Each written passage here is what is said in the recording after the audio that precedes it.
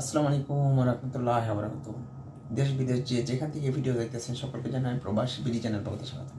প্রবাসীরা আমাদের বাংলাদেশে এখন যে গুজব চলতেছে সেই গুজবে কান দিবেন না। আমাদের একটাই দাবি, ডক্টর প্রফেসর ইউনূস স্যার আমাদের বাংলাদেশের সংস্কারের যে দায়িত্ব নিছে সেই দায়িত্ব 5 বছর করে দেখুক।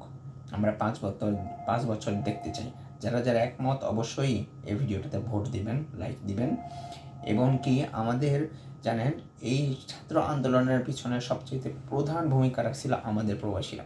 এই সংযুক্ত আরব আমিরাত থেকে প্রবাসীরাই একটা প্রতিবাদের একটা ঝড় তুলছিল, যে ঝড়ের কবলে অনেক প্রবাসীদেরকে জেলেও যাইতে হয়েছে। আমরা এত অবদান রাখছি এই গত যেই সরকার তাকে উৎখাত করার জন্য।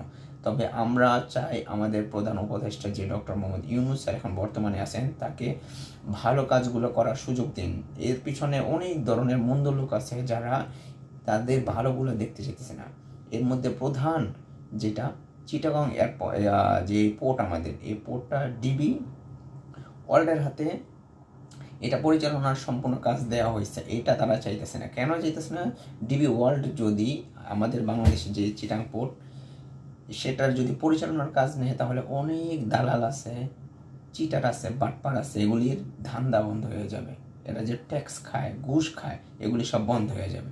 তবে এইসব খারাপ ধরনের মানুষের কোনো কাজে কোনো সায় দিবেন না, মন্দ লোকের কোনো কথায় কোনো কিছুতেই আপনারা সম্মত দিবেন না। আমাদের একটাই দাবি, আমাদের দেশের সংস্কার আগে, নির্বাচন নয়। আমাদের দেশটা আগে সংস্কার করা হোক।